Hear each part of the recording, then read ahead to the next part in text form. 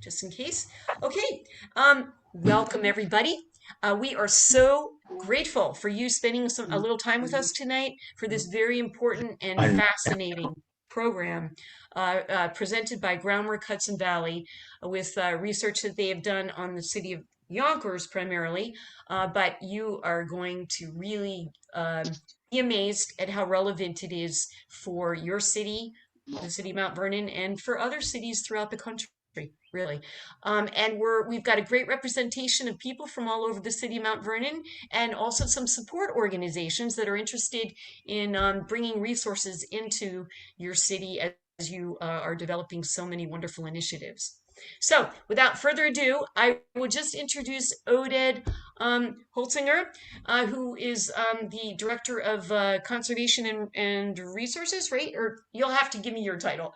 And Brigitte Griswold is the Executive Director of Groundwork Hudson Valley, and we're so delighted to have both of you. So I'll turn the show over to you now. Thank you, Anne, and hi, everyone. I sure hope we just don't disappoint after the way Anne has hyped us all up here for this work. So we'll do our best. But I want to just first thank Anne Jaffe Holmes and the Federated Conservationists of Westchester County for inviting us to join this presentation, and also everyone in Mount Vernon for leading on so many of these important environmental issues that affect so many of our residents. I did tune into one of the community listening sessions that Federated Conservationists of Westchester County hosted maybe last month, was it, Anne? And I was struck by the similarity of issues facing Yonkers and Mount Vernon, and how so many of the challenges that we're working to overcome in Yonkers parallel some of the challenges that we heard from residents and activists in the city of Mount Vernon. So hopefully this will be relevant to the work you all are doing, and we're just so grateful for the opportunity to share it with you.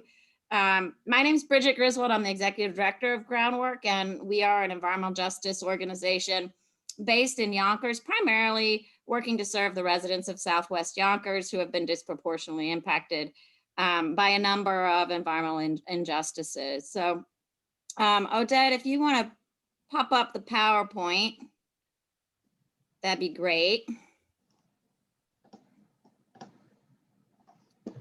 So we focus our work in three primary areas. The first is around sustainability education, where we really work with residents to help folks understand some of the environmental challenges that we're facing, but also ways that individuals can make a difference towards solving some of those challenges. We have a very, very strong focus on youth leadership, where we hire students from Yonkers Public Schools to help us on a number of restoration efforts in and around Yonkers. And we really do feel that youth are the lifeblood of our organization, but also the future of tackling some of these big, hairy issues like climate change. And then our third area of focus is around climate resilience. We do a lot of work around restoration of the Sawmill River, which runs through downtown Yonkers, as well as working on sustainable transportation issues. We do quite a bit of work around greenways. And then the project we want to talk to you about today is called Climate Safe Neighborhoods. And Oded is going to share a little bit more about that. But that is our work to really try and ensure that the most vulnerable communities in Yonkers are prioritized for work to abate some of the most extreme impacts of climate change. And in the Northeast, what that really means is, if you could switch to the next slide, heat. So heat is huge for the Northeast, and we're seeing more and more extreme heat in the summers, which has a number of health implications as well as environmental implications. Heat is like the #1 cause of death out of all other natural disasters combined. So it really is an important area for us to focus on as we think about planning our cities to be more resistant to it. And then the other big impact of climate change that we're going to see in the Northeast is flooding. Next slide, please. So the climate safe neighborhoods work is actually, there are 9 other cities across the country that are working on this.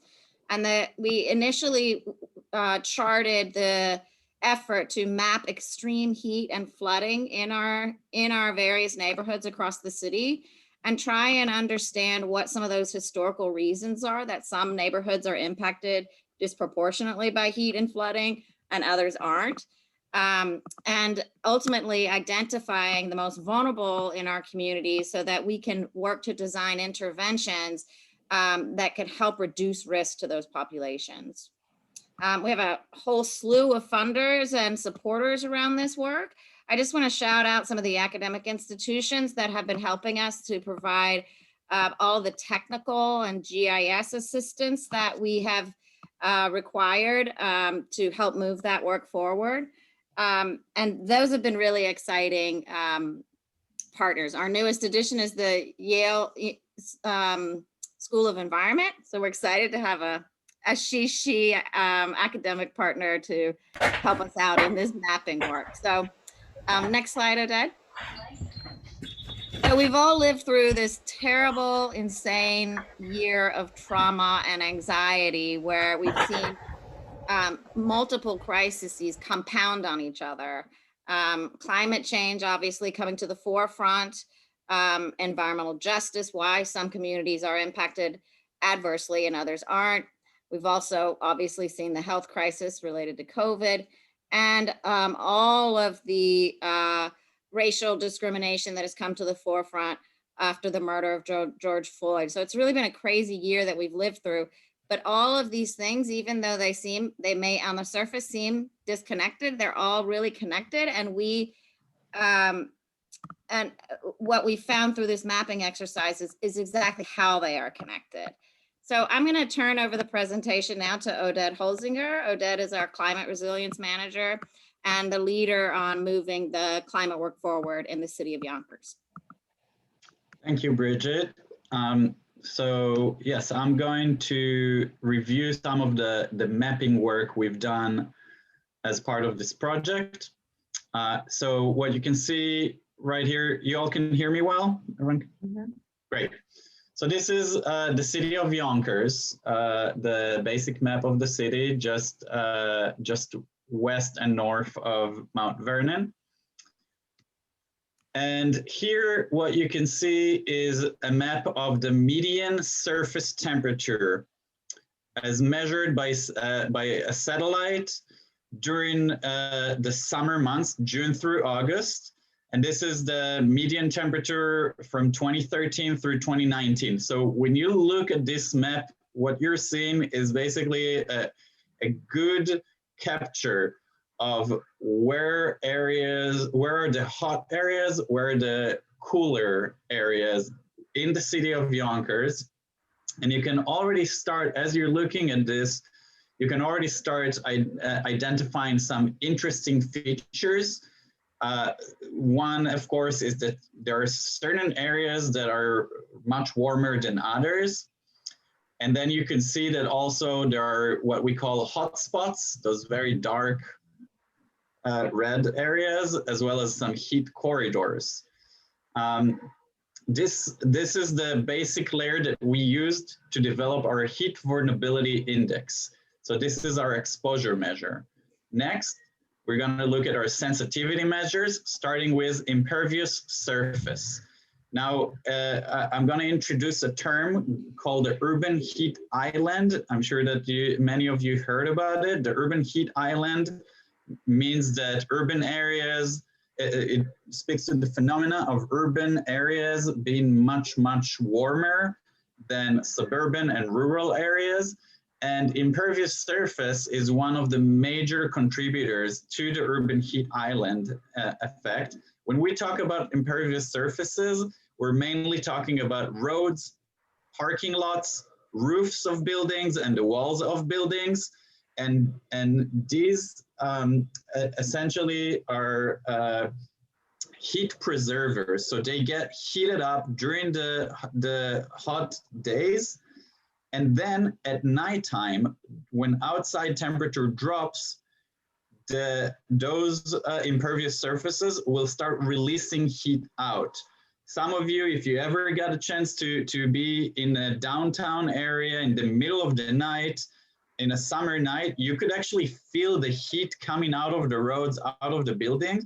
And what that phenomena does is that it simply does not allow for the nighttime cooling effect that you get in less dense, less developed areas, where even during very hot days, at nighttime, the air will switch to cooler air, allowing the entire area to cool down. That can't happen in a city that has, in areas that has so many impervious surfaces taking the heat in. And then the next layer we're going to look at is the tree canopy. And notice it's going to be like a mirror image to the impervious surface. So here you can see the tree canopy cover. And you can also see how some areas have much denser cover of tree canopy than other areas. Now, the tree canopy has multiple environmental benefits if we're just talking about heat. So first and foremost, it reduces the overall heat in the entire city and the entire area.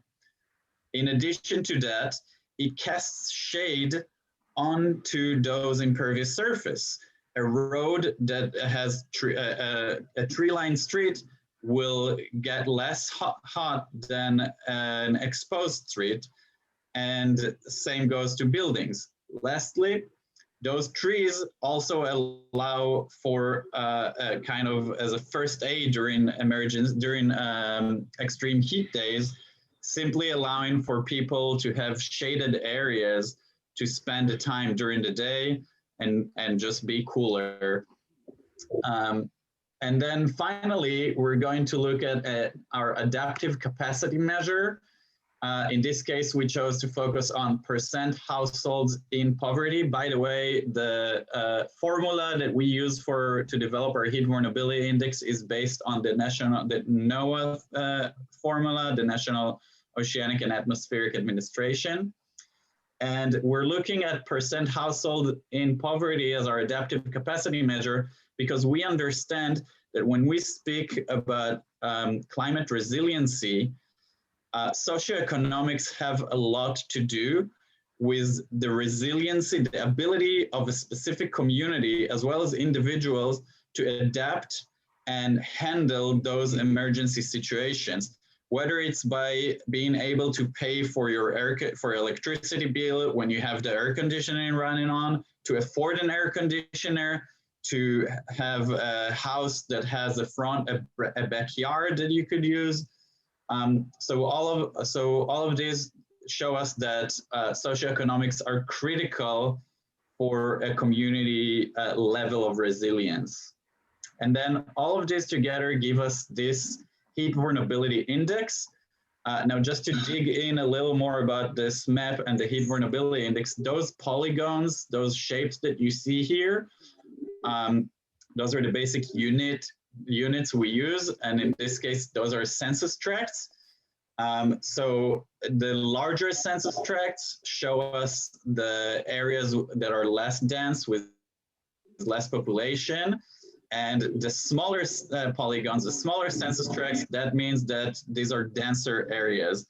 Now, that's important to know because all of those measures that we looked at are based on either the census or satellite imagery, but it's also important to know how to read this map critically using our on-the-ground knowledge. I'm going to give you an example. You can see over here this very red polygon, this very red census tract, but we know that this this entire polygon is almost entirely the cross-county shopping center, meaning there aren't many residents living there. Why does it come up as so vulnerable? Because it's extremely impervious. It's meant for cars, it's all parking lots and big roofs. So all the other measures are really high there, even at this high vulnerability index, even though we know that this local heat island or hotspot doesn't have a great impact on many residents who live there because it's a shopping center. So it's also important to read this map critically, as our project and our work is simply trying to serve the most people most in need. So using this heat vulnerability index, we were able to zoom into our priority area, which is Southwest Yonkers. And out of this priority area, we chose to focus our work and our community organizing work specifically on 3 neighborhoods: the neighborhood of Old 7th Ward right here, the neighborhood of Getty Square, which includes downtown Yonkers, and the southmost neighborhood of Redford, bordering Van Cortlandt Park in the south. So next, we're going to ask the question of why is it that some neighborhoods are hotter than others? And here you see an overlay between the median surface temperature and the neighborhood boundaries. Neighborhood boundaries are boundaries that were drawn by humans, believe it or not, while the median surface temperature is simply, a natural phenomena measured by the satellite. So why is it that there is this really, really nice overlay between the neighborhood boundaries and the heat? So a major way to answer this question is the topic of redlining. In the 1930s, the federal government, through the federally sponsored Homeowners Lending Corporation, made these maps, grading neighborhoods based on how much of a risk it would be to invest in each area. An area with mostly Black people was rated poorly and was colored red. Therefore, the term redlined neighborhoods. That grading meant that Black people had a very hard time moving out of these neighborhoods to higher grading areas, simply because it was very hard for them to sell their properties in the redlined neighborhood. But more importantly, that meant that the federal government made a decision to keep those neighborhoods underinvested and not make them nice for living. Instead, the government used these neighborhoods for uses which white people did not want in their neighborhoods, such as large industrial complexes or big box store commercial areas. These uses, in addition to an old and poor housing stock of multi-family buildings, a lot less trees and green spaces, created a landscape of asphalt and concrete. This is essentially a heat amplifying development. Meanwhile, in green and blue lined areas where white people lived, you find separated houses, green spaces, a lot more street trees. And in a study done by Portland State University, which is supporting this project, it was found that in 95% of the cities which were examined, the redlined areas were consistently hotter than the non-redlined areas. These residents are living in places that, by no action of their doing, are simply much hotter than other places in their own city.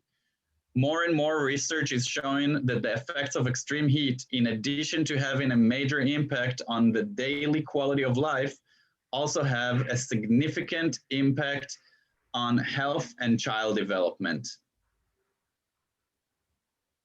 So now we're going to look at the redlining map for Yonkers specifically. And you can see that the green neighborhoods, those are considered grade A, first grade, mostly white population, good housing stock. And of course, we're talking about maps that were created back in the 1920s. They were used throughout the 20th century, but we're talking about the situation that was there back then. Even though, as you'll soon see, much of it still remains till this very day. In blue, those are second grade, white-ish, as the definition of who was considered white, whose immigrants also changed throughout time. In yellow, we have the third grade, still poor housing stock, mixed race immigrants, and then the redlined areas, grade D, people of color, poor housing stock.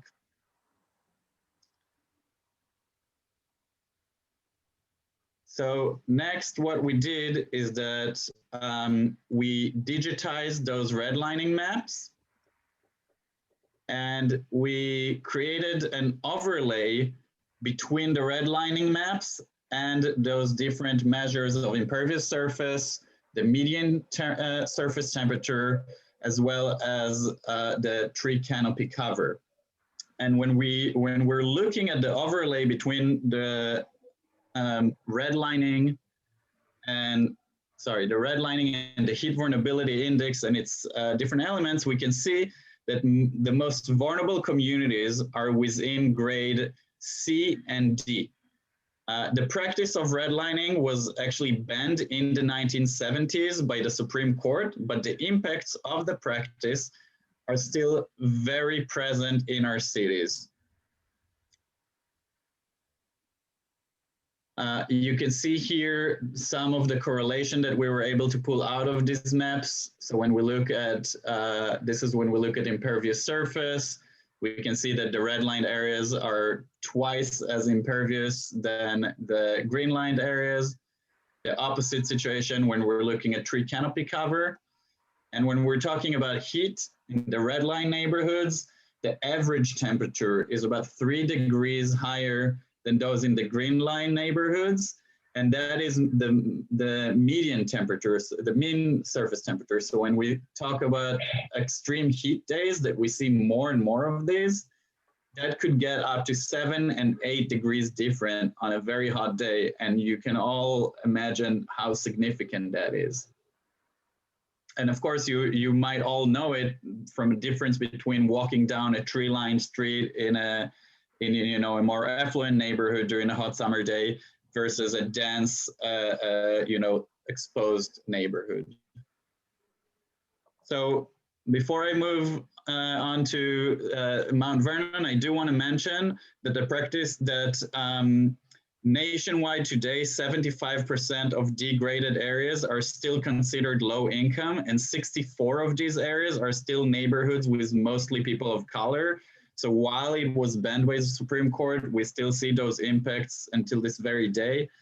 And although we've seen in the past decades some progress in overturning racially discriminatory policies, such as the desegregation of schools or the desegregation of public housing, the issue of redlining being a financial issue did not get much attention, and there was never an equal effort to overturn its long-term impacts.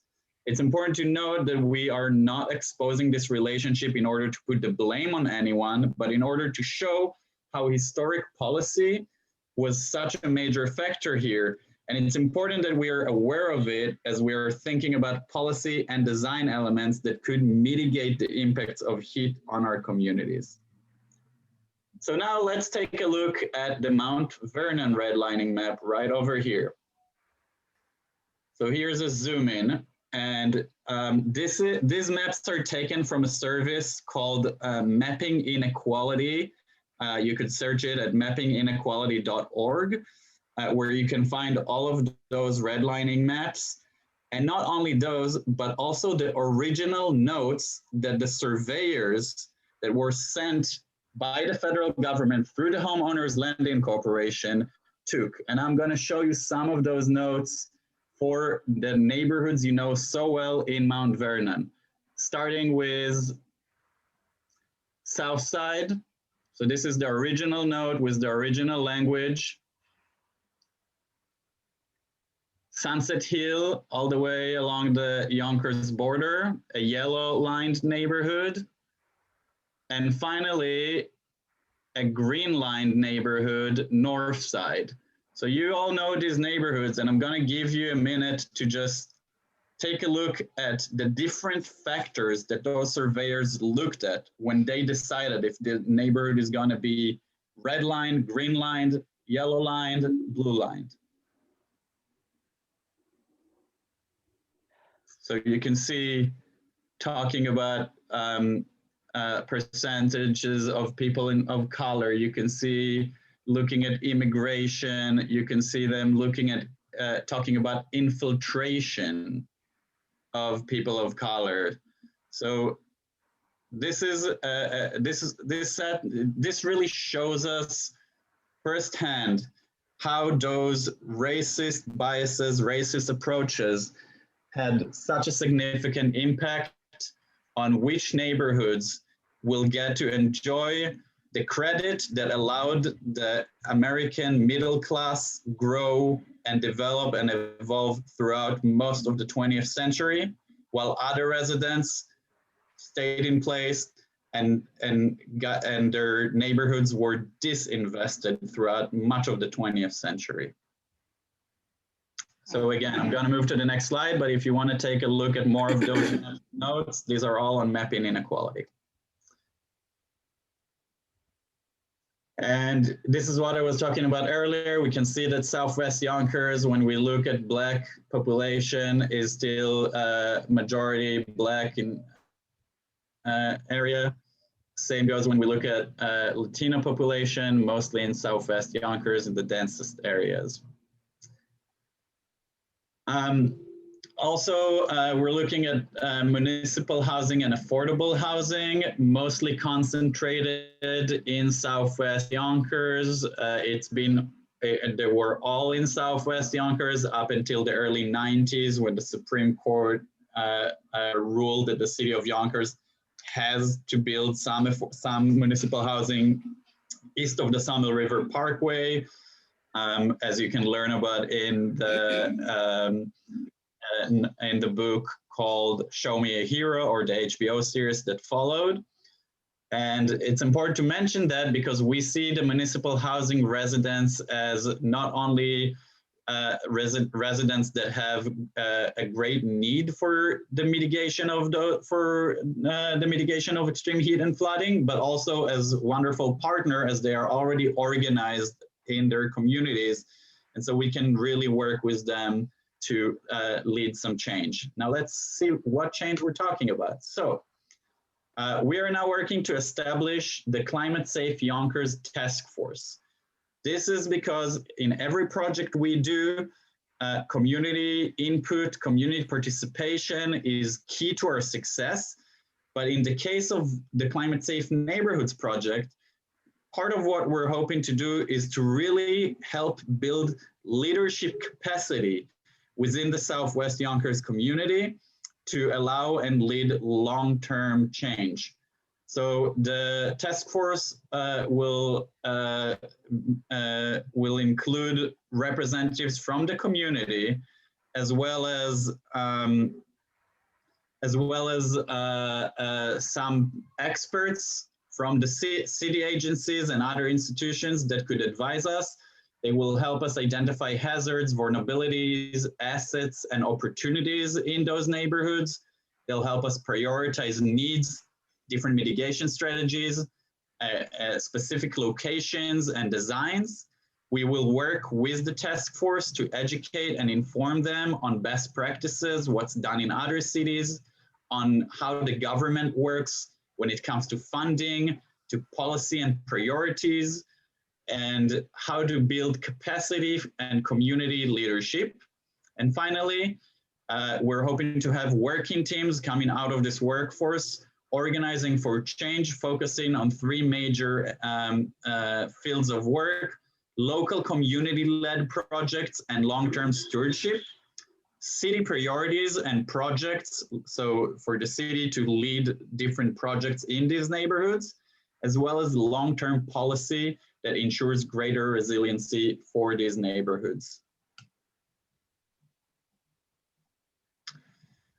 Part of what we're going to do through a collaboration with the City of Yonkers as well and with the task force is identify what we call vehicles of change.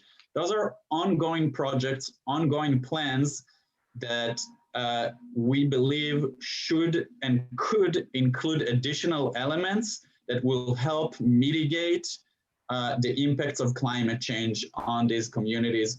So for example, there is a major project of downtown revitalization that is going to take place over the next decade in Yonkers that we believe, there's a lot of money coming in. We believe that the residents living around that area suffering from the impacts of climate change should enjoy some of those mitigation elements, as well as local neighborhood plans like the one for Nodine Hill and Old 7th Ward, projects like the Yonkers Greenway that will be built next year. That's a project we're involved with, a Rails to Trails park that will run through much of the neighborhood of Redford and could include many heat and flood mitigating elements like green infrastructure, shade structures, tree planting, and so on. Master plans for different areas, as well as a climate action plan that the City of Yonkers is going to start working on in the coming months.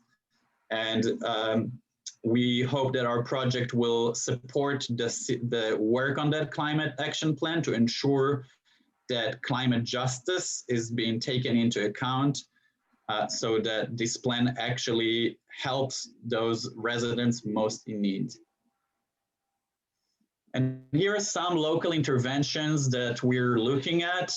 There are many more, but these are some selected ones. So of course, street tree planting, and that could speak to local stewardship projects or greater projects that the city could lead, like the Million Trees project that New York City has done over the past few decades.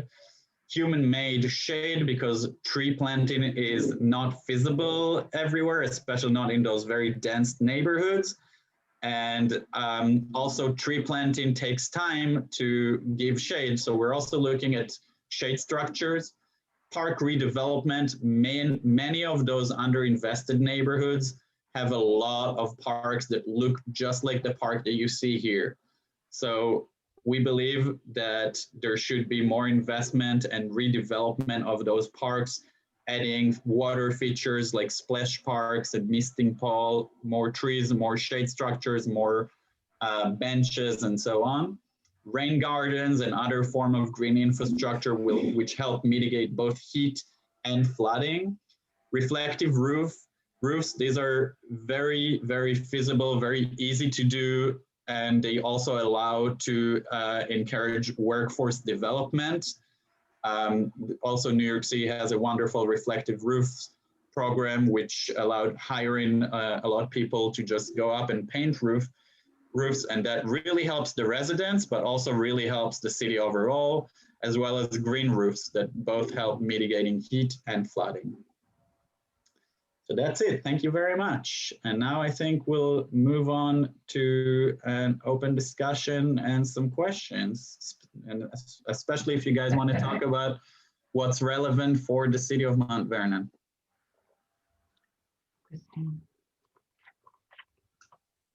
So, Anne, you're muted. I know. So sorry, I couldn't get my darn screen to let me unmute. Thank you, everybody. Oded, thank you so much. I don't know about everybody else, but the extra slides you put in showing Mount Vernon mapping, that's really phenomenal, and I'm very grateful. So let's see if people have questions for Oded on this. Henry May has joined us. That's wonderful. Wonderful. Karen Dockery. Great. Lots of people have joined. So does anybody want to start with a question? Why don't we use the chat and also raise hand? Does everybody know about raise hand? You go to reactions and you click on the reactions button, and you can click on the bottom icon is a raised hand, and it ends up looking like this. Okay. Oh, Paul Presendu has a question for us already. So Paul, unmute yourself and let's get your question first. Yeah, I just wanted to thank the connection of the longstanding environmental justice issues and air quality issues that are happening now in communities like Mount Vernon, Yonkers, places in New Rochelle, Peekskill. And thank you for connecting it to the historical redlining that happened to communities across America in the early 20th century. That brings a strong historical context. Thank you for that. Thank you, Paul. Thank you, Paul. Thank you, Paul. I'd like to hear from the people in Mount Vernon what your perception is of the differences in your neighborhoods in terms of heat, your experience of heat on hot days. Do any of you have any immediate reaction to Oded's statement that some of the neighborhoods are anywhere like up to 8 degrees hotter on a very hot day. Have any of you experienced similar things in the city of Mount Vernon? Henry, you want to mute yourself and share that experience?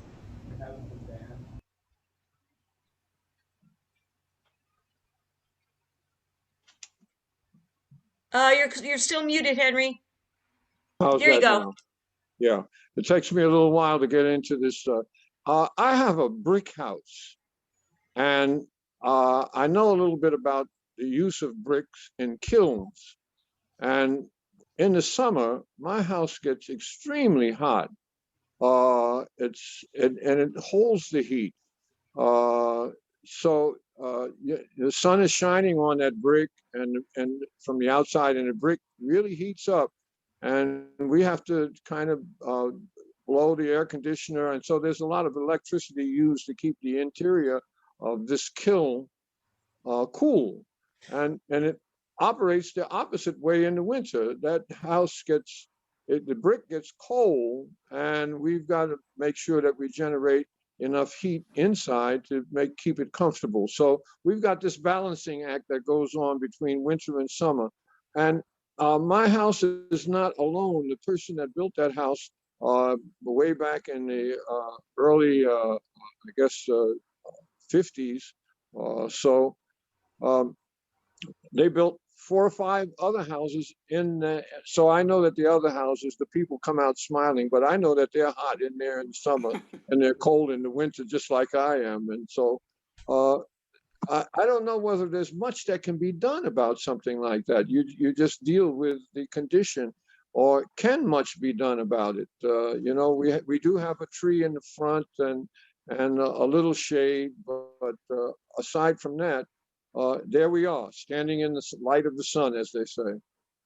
Well, there's another aspect to trees that Oda did not happen to mention that Pace University Land Use Law Center has done a lot of research on, and that is that trees, in addition to shade, which is cooling, and having lots of trees close to your house might not be what you want anyway. Maybe you That's want the true. light, and maybe you don't want branches over your roof, Yes. But having trees nearby in the neighborhood, even, a park a little bit down from you, or trees along your street, makes a difference because, as you all know, trees draw water up. That's why they're good stormwater managers, and they reduce flooding, but they draw it up and then they release it into the air, which moderates the heat in Okay. the air. It creates a microclimate that is Yeah. much kinder to human health when you have trees transpiring. So trees and greenery, bushes, shrubs, plants of all kinds. So, Henry, I guess the answer I would have to your statement is, one idea is, I don't know about the greenery in your entire neighborhood. It could be that maybe you can't fit another tree on your property, or maybe some shrubs you could, and you would, but at least your neighborhood, you could all get your neighbors to all look at the neighborhood as a whole and see Exactly. whether you could fill in some greenery, right? Okay. Okay. Yeah. And Henry, thank you for that, because you're pointing out another burden is that neighborhoods with no greenery, or not as much greenery, are more expensive heating and cooling bills for people. Yeah. That's very, very big too. Yeah. Another burden, right? Yes. So does anybody else have an experience that I- relates? Delia. Hey, Anne, thank you so much. And Oded, thank you so much for this presentation. I believe this is the second time I'm seeing this presentation, but I feel like I'm seeing it for the first time because, you just learned so much more. So thank you for that, Brigitte. Thank you as well. So I'm thinking about, even as you're sharing all of this information, how it should be figuring into our development, decisions about development in this community. And how, if we are not mindful, we are perpetuating the historical harm that has been done by redlining, by continuing to, I'm going to make up a neologism, densify our community, right? So I recognize as a legislator here and as a decision maker here in the city that we must be mindful that putting in all these large developments and increasing the density in our community is continuing the harm, is making chronic the stress and the trauma of redlining and all of this that has been done to our community. So I just wanted to point that out. And then I'll just say on a more personal note that I have an oak tree, in my yard. And that, my house is very cold in the winter. Like, it's just really cold. And it's a brick house as well, Mr. May. And in the summertime, I also notice that I am 10 to 15 degrees cooler inside my house, no matter how hot it is outside. So I live with that, and I'm freezing in the winter. I really am. I have to put on layers of clothes, but I suffer that because I know that the benefit I get in the summertime, and I really appreciate that. So I just want to just caution us, and I know that this is the choir basically from Mount Vernon that's here about the decisions that are made about development and how those who are most vulnerable, those with the worst health outcomes, are going to be even more severely impacted by decisions that increase density and impervious spaces in our community. So thank you. Thank you, Delia, for that. That's wonderful input there. And Christine, you have a question. Not really a question, is coming out of this COVID situation, and one of the things that seemed to be noticed in some communities, certainly in Manhattan and New York City, but seemed to evade with the exception, I should say, of Delia, a lot of our people in power here in Mount Vernon, is the fact that they constantly talked about density. Part of the reason why was the African American community sicker than, and density and the lack of fresh air and parks, the park that Oded showed with the simply what we call a park, but it's simply concrete with some, with maybe a few trees on the outskirts, if there's any at all. And how do we get our legislators to move forward? We've been working part of Citizen Tree and in other projects trying to get people to realize that even the day that we planted the tree in the park, immediately after that, they went and okayed another project, multiple housing project. So how do you get people away from that? Because I no longer live in Mount Vernon. I live on the north side, and certainly there were lots of trees. But even with that, trying to explain to them that sometimes I wanted to go to someplace else, another park, another property, and sit and not necessarily want to be on my own property. Where there's benches and there's an interaction with nature. Because that draws people in. Indeed. Thank you for all of that. That's really another good point. And I know that a lot of you in Mount Vernon are working on how can we create shared green spaces that are comfortable for gathering or sitting by yourself and being in nature. We've got two more questions. Eveline first, and then Karen, you'll be after Eveline. Okay. Oded and Brigitte, thank you very much for tailoring your presentation to our situation here. To Anne's question, yes, I have experienced the difference from a green lot next to me to a parking lot next to me. It feels like you can't breathe. Although they had to put in many more trees than they had planned initially, but the difference is staggering. In my neighborhood, we counted in the last 6 years alone, in addition to the 30 trees first, there were another 45 trees that are missing, and it is a difference. It's just like the breeze is not there, and the freshness in the air is missing too, and also the noises. It is a huge difference if we add canopy. What I've also experienced learning about Mount Vernon in my last 10 years is not only the redlining has set us up in a stark contrast here. Also, the railroad, which cuts right through, makes it even more like it's like two camps we cannot get over. It's such a cliff in between. With this comprehensive plan work that we should approach all together, there would be an immense chance to incorporate a climate action plan, which is so important for this very community, with what you've shown us with the redlining north-south side, and bridge that gap and see a future together. These developments and the tendencies we have now is like still, when there's a zombie lot, they would think about making a parking lot.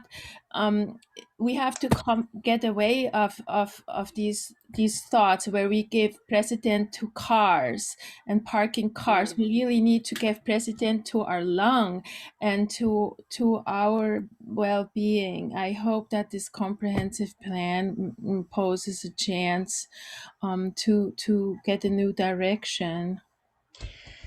Evelyn, thank you so much for that too. And you're bringing in the health. I mean, greenery does create oxygen. It takes out particulate. Air quality goes way up in areas that have greenery and trees. So you're correct about that as well. That Anjali, that her final little email to everybody before she left the Zoom, she had to, was about health. That all this is going to come to health. And I'm sure, and Oded actually referred to that in his presentation. Health outcomes are impacted by all of this. Heat is especially dangerous for people that are challenged physically. So I think the comprehensive planning point that you're making, you're definitely the city of Mount Vernon. This is an opportunity. The timing is fantastic for this information, because your comprehensive planning process is indeed exactly what you said, Evelyn, an opportunity for your city to incorporate climate resiliency concepts into the integrated throughout the entire comprehensive planning. It's a beautiful possibility for the city right now. Mm-hmm. So, excellent, excellent. Other questions? I don't have a question. I just wanted to make a statement.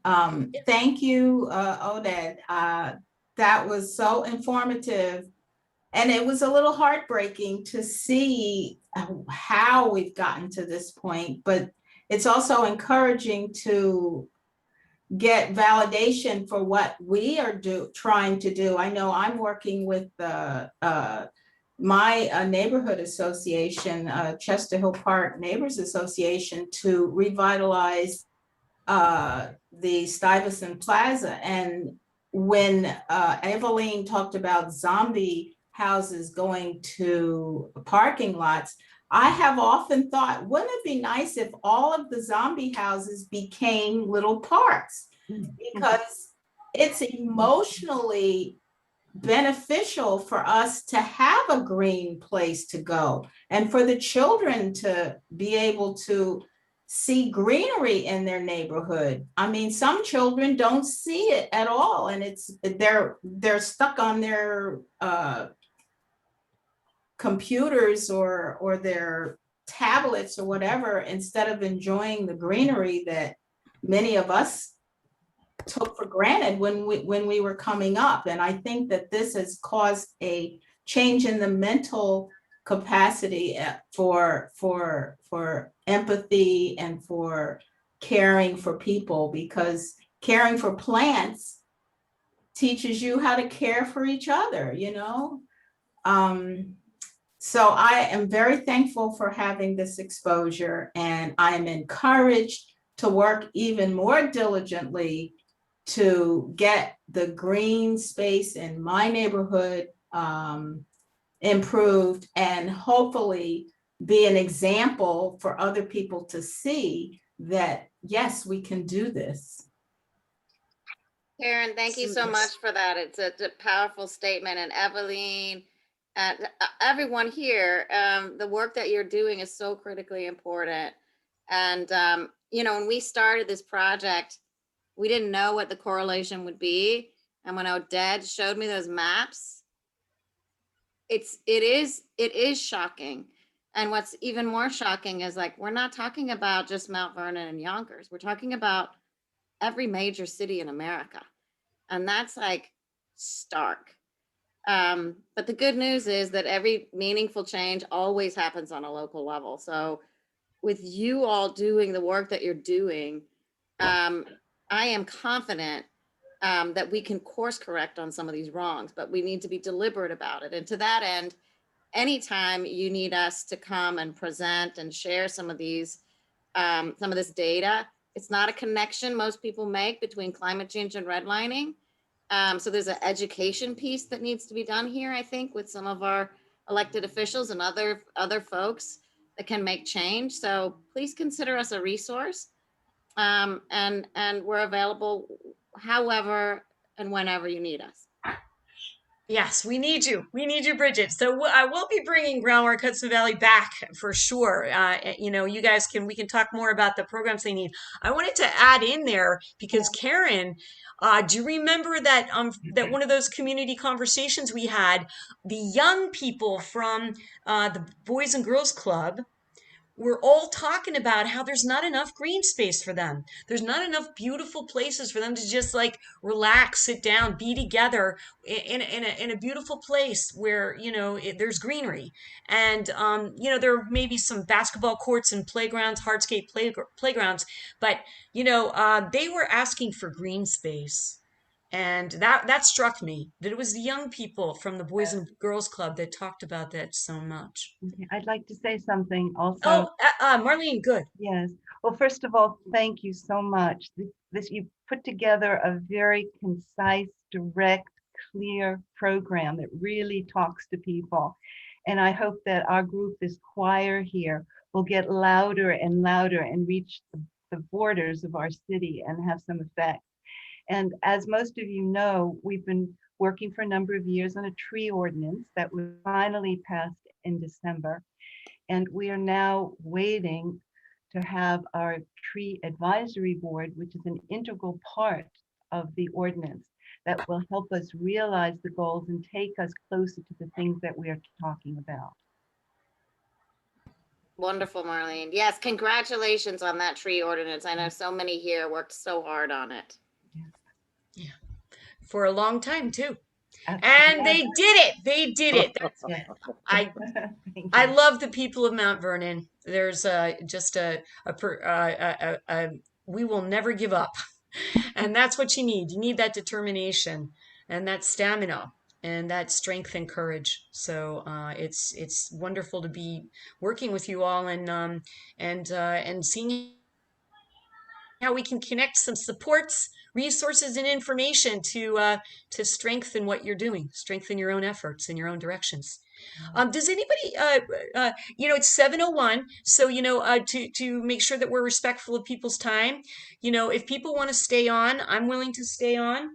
But if anybody feels like, okay, I gotta go get some dinner, my next meeting's in 10 seconds, you know, we understand and respect it. I do feel that lately it's felt like it's a constant demand on especially in our city officials. They're all, you know, working double time through COVID, and now after COVID it's getting only worse. But I want to appreciate that fact that we do have you know, the clerk, the city clerk on, and a couple of the city council members are on, and that's to be appreciated. it's not easy to do that at 6 o'clock, between things. So thank you. And I wondered about the differences between, if anybody wants to stay on, the differences between South Yonkers and North Yonkers, because I'm not as familiar with the city as I should be, but I do know that there's some real stark differences from listening to those young people at the Boys and Girls Club. And so, maybe some of you could talk about where in the city of Mount Vernon you think the hot spots are. Anybody have any thoughts about that? You mean Mount Vernon? Yeah. Yeah, I mean it's very clear that the south side has a lot less trees. It's a lot more hardscape, and that alone is very visible. Hmm. All right. Well, we'll have to make sure we schedule some plantings. But And anyway, if I may, before yeah. before some people start dropping out, I just want to first thanks everyone and also mention that if you Google climate safe neighborhoods, you'll get to the page on the Groundwork USA website. As Brigitte mentioned early in the presentation, it's a partnership done at 9 different cities. And you could see the story maps of each one of those that each one of those cities did for themselves, including for Yonkers. And that story map goes into further details about the relationship between redlining and heat and flooding, as well as the profiles and the stories of the specific communities that are most vulnerable most vulnerable to these environmental hazards. So I urge you to look it up and check out the story map that we've created as part of this project. Excellent story map. Yeah. Tal has not had a chance to speak, and Tal would love to give you the mic. Yeah, well, thank you for this presentation. This information for me wasn't new. This is something I became aware of several years ago. I can't remember the source, but it's what first raised my concern about the absence, not necessarily planned, but by accident, the absence of greenery in a green area in which I live. We started losing trees and what have you, and I became concerned about that. But I want to point to the need for leadership and engagement, and looking at some of our institutions that have not necessarily been engaged in the process of looking at these things. For Mount Vernon, I would like to see that institutions of higher education lend more support to helping with the what I would call the intellectual IQ of the community, that help us learn to look at things more effectively and to discover these trends or the existence of these situations somewhat sooner. I would also like to see, I was telling somebody earlier today that a few decades ago, I was involved in a project in New York City. It was a fundraising piece called the Penny Harvest. And it emanated out of one school to a district then went throughout the city of New York. And it lasted for almost a decade as a phenomenon that took place. There's a way to germinate things if we indeed collectively come together and say, how are we going to push this process forward? So in Mount Vernon, I'm looking at the schools and I'm saying our schools have not been deployed to help in this situation. They have to raise the IQ and the engagement level of our young people. They have to do that with their parents. We have to find ways to engage people both emotionally and intellectually to look at these situations. As much as we may feel a certain fervor, those of us who have bought into this, there are so many other people who have not. So I just want to give one example for the people that are listening in Mount Vernon. We just had a school board election, and we just passed a new budget. We got approximately 37,000 registered Democrats in Mount Vernon. Now, I'm going back 5 years. That number may have changed. We had a new school budget voted on and 3 new trustees installed. It took less than 1,000 people to do that. And we assume that all 1,000 may not have all been Democrats. So the engagement level here is frightening, or I should say the lack of engagement. So we want to do something big here, but we got to get it stirred up through some vehicle. So I talked to principals, 1 or 2, I'm not going to say a lot. I talked to some of the trustees, and I'm a little bit upset about the lack of focus in the momentum that I would think a significant portion, I'm not saying a lot, but I'm saying those who are engaged, the people that we see from year to year, decade to decade, that are trying to make changes. We don't seem to be in the swell of faith the way I would want us to be with the powers that be. So I talked to a principal, and I'm trying to be embracing, and I'm trying to be engaging, and I'm asking myself, they have jurisdiction over a whole generation of young people. What are they doing to be in the forefront of this effort? It is not enough for me to say that they're good people anymore. You know, the crisis is too serious. I need to know that they're coming to the table. I don't know how to make that so, other than sometimes get in their face, which I'm finding that has to be the case more often. And I'm not saying it in an aggressive way, but to say, I want to present this project, I want to present this concern to you. We have to look for more forums. And I think we have to hold our city elected officials, we have to hold them a bit more accountable. But we can only do that when we hold ourselves accountable. So I just want to say to some of my, again, Mount Vernon cohort people here, you know, we're putting together questions for the current group of hopeful elected officials that are coming up in this next election cycle. And I looked at some of the questioning, and I'm going to tell you, in the first round that people submitted, there wasn't a question in there on climate change or conservation. I had to tell the people who were organizing it, get that question in that menu. You know, this is unacceptable. If we forgot it somehow, get it on paper and get it in. They have to be asked about taking leadership in this particular area. What is it that they're going to do? So this has to, I think we have to be strategic and probably a bit more assertive about getting these ideas on the plate of the linchpin people, personalities that can make change happen. So I do look at principals, I do look at district leaders, you know, I do look at people who are being elected to the city council, maybe for the first time, because I'm saying that opens up an opportunity for change, because I want them to tell me what their platform is, what their priorities are, and start to hold them accountable. I don't have as much faith for some of the people that have been on there for a while, with the exception of one lady that happened to have been on this call earlier. With the exception of that individual whose name I won't mention for political reasons.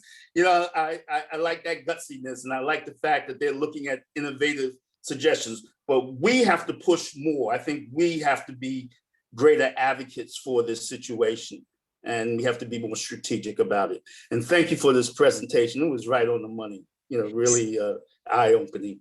So that leads to how can we help stir up the commitment and the caring and the urgency in the population, right? And Brigitte and Oded and Groundwork Hudson Valley and FCWC and the Trust for Public Land and the Pace University Land Use Law Center, all of these organizations really are resources that if you guys can identify who needs to see this presentation, for example, just one example.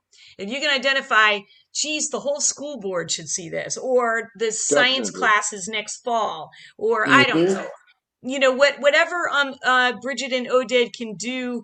I mean, I don't know how long they'll be able to do this presentation, but you see what I'm saying is, you guys, if you identify opportunities for, stimulating interest, urgency, and commitment, and education, FCWC will do our very best to pull the partners in, like Groundwork Hudson Valley, to give you the what could help. All right. And I'll mention one real quick. Sure. Every member of our planning board needs to see this I was presentation. gonna say, planning board, zoning committee. Yeah. Oh, invited. They were invited. Yes. But you're right, Tal. Why don't we push that now that you've seen it? Now a couple of you could co-sign an email saying, "Look, we saw this. You really need to see this. You need to see it now." Right? Quick Yeah. question. Right? Can we push a recording out to them, because Oh yeah. they were invited, and I've also put it on Nextdoor, set it there. All right. I can share the recording right away. They Bridget and Oded, because they both need vacations. But I'm being funny, but it's true. The thing is, we can push the recording out right away, for sure. I'll send it to all of you. Okay. In fact, I'll send it to everybody that we invited to this. Yes. But it will need you guys to say to them in your personal emails and pass it forward to them. If they get it from like 6 of you going like, you really got to watch this. It's worth it. It's only an hour. Watch it. You know what I mean? That will help. Right? What do you think? Yeah. Because Tal, you're right about that. You're correct. Yeah, I just want to reiterate that, the role of public education in this is so critical. And there is no mandate across New York State that requires teaching about climate change. And it's a huge challenge. And it's part of the reason why people don't have a fire in their belly about this stuff. So I really appreciate you bringing that up, Tal. I mean, I grew up in South Carolina. And my public education, I'm product of the public schools in South Carolina. It wasn't until I took a college elective on African American history that I learned that the Civil War was fought over slavery. And all the textbooks from kindergarten to middle school through high school, every history class I had was the Civil War was fought over state rights. And they conveniently left out all of the slavery stuff. So like, this is like, had I not taken that college elective, who would I be today, right? And the same thing is true for so many of our young people who, no fault of their own, but our public education system has failed us in many regards. So I really appreciate that statement. And I feel like, perhaps Oded, we need to emphasize that a little bit more in our presentations moving forward, because it's a really critical piece. I'm really grateful that you brought that up. And I'd like to add churches to that, and reaching out to our youth, and because there's definitely a connection between God and trees. Brilliant. And the environment. So I don't want to get preachy, but I think that we need to incorporate it and because the church community in Mount Vernon is huge. And hugely important, Christine. Yes. Yes. We're talking about climate change, but there's a social climate that we need to incorporate also. Years ago, I read about overcrowding, and being affiliated with the Audubon, you begin to recognize that in the animal world, there are birds that stake out their claim to a territory, and through bird song and swinging around and flying at other birds and whatnot, they maintain their area so that they're not overcrowded. And now when we're talking about redlining, and we're talking about people being grouped in areas and things like that, I'm looking at Mount Vernon with this really rush to put up huge buildings. At one time, we had a law or a requirement that the building couldn't be over 8 or 9 stories high. And now we find that folks are building buildings 16 stories high, no problem at all. And there seems to be no criteria for the effect that the additional people who will be living in those apartments will have on the existing area that's called the 4.5 square miles of Mount Vernon.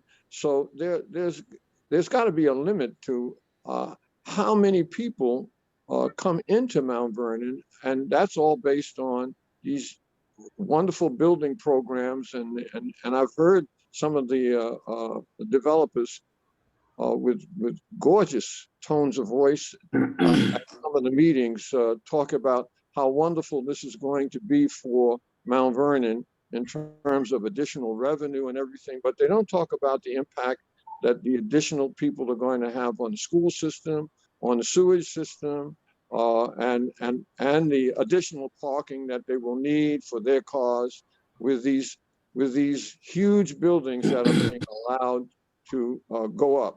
And of course, in order for that to happen, they do cut down trees on existing plots. So just the building program itself mitigates against what they call, and they say, if you stand in the way of it, you're holding progress back. It seems that the higher the building gets, the more progress we make. At the same time, that encourages additional people to come from someplace else here to Mount Vernon, which is having difficulty maintaining that suburban quality of life. Now, maintaining the suburban quality of life is what we're talking about when we talk about tree canopies and green spaces and parks and things of that sort. So it's tied to the social climate also. And I believe that we're running in one direction, and it's causing us to lose other aspects of one of the reasons why we came to Mount Vernon, for the green space and for the oxygen and for the trees and the grass and the flowers and whatnot. So Henry, it's yeah. quite tied together. Thank you for that. Thank you for that. A reminder why everybody chooses to live in Mount Vernon and how that could be undermined. Tal has another question, and then I want to be sure to let Bridget and Oded know that you can exit when you need to. We're getting the discussion. Tal, did you want to say something though again? Yeah, I just want to maybe reemphasize the need to get our young people engaged. It's almost like civic education, which is almost non-existent in our school system, from what I can see. I'll stand corrected if someone can show me a different phenomena taking place. But we have to find vehicles to get young people involved. I like the Boys and Girls Club situations, but I've been looking for the promotion of some type of student government in Mount Vernon for a long time, so that young people can begin to get engaged with the quality of life issues that are both around education as well as around social climate. We need a way to be able to communicate with them as a community. I think that we need to in a sense, try to go in and cultivate and nourish their perspectives about these things, not to give them predetermined answers, but to ignite their thought process about the world that they maybe unfortunately are inheriting due to our lack of initiative as a generation. Can I just say this one thing that you're reminding me of, Tal? Some time ago, during one of our many cleanups at Wilson Woods Park, there was this young fellow from the South Side who was so delighted in being there, sporting a T-shirt that said, "I was raised in concrete." Wow. So we'd love to change that message. Yeah. Wow, Marlene. Wow. And I think the young people were seeing that on all these different programs that they jumped on, and at the tree planting, there was a lot of them there. Yeah. You know, I think it mattered that they all lend a shovel. I have an idea. I really would love to see these maps being developed for our city, because I believe that they would really show it clearly. It would be such a great example to show what can become. And I wonder how we could achieve that. We, as our city administration is plowing ahead with their things and taking up all the oxygen, we have to not wait. We cannot wait, I think, and would maybe have the idea of looking for these schools to help us deploy those measurers for temperatures from the school buildings, and maybe we can connect with the gardener groups that can help us with this data if we know how to start. Well, yeah, Bridget, for the city of Mount Vernon to be able to have all of the data that you've collected for Yonkers. You know, you already did collect some of it for Mount Vernon. Oded did a beautiful job tonight with the maps he gave of Mount Vernon's redlining. But you know, there is a GIS mapping community mapping workshop being offered by the county on May 27th. Let me share screen. I think I have the email on that. We can put that. Hold on a second. Let me just see if I have it here. Community mapping workshop. Hold on, everybody. You see, there's a my screen's a little bit messy, but there's a May 27th from 1 to 2 p.m. It's a free community mapping workshop being offered by the county planning department. Not to say that that will suddenly enable you guys to all go out and have the students create, you know, your own mapping project. It's not quite that simple, but it might make them aware of the power and the possibilities that you have when you can utilize the GIS mapping tools. And it might, I don't know, maybe we could get some funding for such a set of data set to be developed for the city of Mount Vernon. I don't know, Bridget, what do you think? I think yes. And you know, the good news is that, well, not every city was redlined. So the good news is that there is a map that exists for Mount Vernon. So like, that's the biggest challenge is if cities aren't redlined, you obviously can't draw a correlation with this data, but Mount Vernon was. So all you really need, in addition to that redline map, is you need GIS expertise, and that's geographic information system. So you basically need someone with the technical knowledge to build these maps. But the data around tree canopy nationwide, the data around impervious surface nationwide, and the data around heat, that's all free, publicly available information. So really all you need is GIS. And Evelyn, it's a great idea to think about a school or academic partnership that could help with this, because many of those academic institutions do have the GIS capability to be able to build those layers with all of this publicly accessible data. So, and then to Anne's point about raising funds, we have gotten interest from other cities across Westchester to do this. New Rochelle is also really keen on doing this redlining mapping exercise for much of the same reasons that I suspect Mount Vernon could find it useful, right? What I find most useful about these maps is like data doesn't lie. You can say this is subjective and that, you know, it's one person screaming racism, but this is all historic data, and data doesn't lie. So it's very difficult for people to argue once they see these maps, right? So I think it would be something that, you know, finding an academic partner that has GIS expertise could help with this. We are also, given the interest from other cities in Westchester, we are also pursuing funding to see if we couldn't get some grant money to be able to lend some of that GIS capacity to cities like Mount Vernon, you know, in lieu of an academic partner that might not be able to have that expertise. So definitely Anne and I are putting our heads together and thinking about, you know, how can we get some funding to do this effort in other cities, and Mount Vernon is the top of the list in terms of our priorities. I'm also thinking about the STEAM Academy, our wonderful class teacher that we met. Yes. Could be an interesting educational piece. I asked him actually, Thomas Profol, if and because I talked to Bridget and Oded, and they said, "Oh yeah, we can do this for high school level. Absolutely, we'll do it tomorrow." And he said they're just too busy through the end of this year, but maybe in the fall.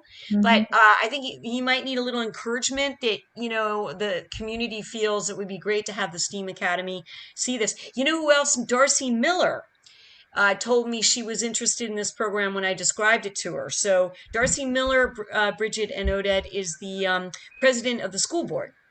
So you know what, we could get this thing to happen for students, but probably not till the fall, just because it's so late. So that's kind of where that's going. But Anjali Sautoff also has she works for the planning department of Westchester County as a contractor. She also knows how to use GIS mapping and also has access to the free services that the county of Westchester would offer. And they might also work with and with the guidance of Groundwork. Maybe we could work this all out really. Yeah, Really Anjali well. could do this. All Anjali needs is the red lighting map, and she could do it. Yeah. Yeah. So We she, just need to probably get compensated somehow. Yeah, but well, the you know, other, and the county might do it for free, Henry. I just let me quick say that the county might do it as a support to Mount Vernon. You know, so maybe we want to just have like a you know, the request coming from the right people in Mount Vernon to the county of Westchester Planning Department. I don't know. I You mean, know? it would be just wonderful if all that would funnel together into the comprehensive plan. Right. Right.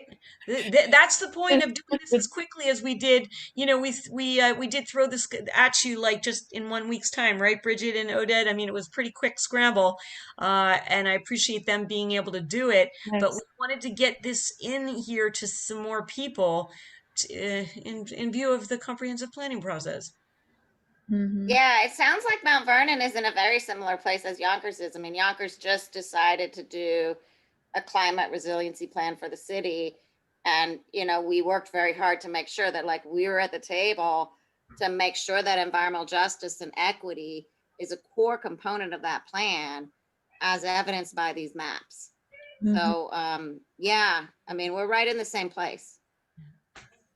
And we are hoping to use our existing as well as new partnerships with academic institutions to really dig into which cities had successes with their climate action plans, what policies they put in there that maybe were already proven to be a success, and try to impact the process of the climate action plan creation in Yonkers through that knowledge.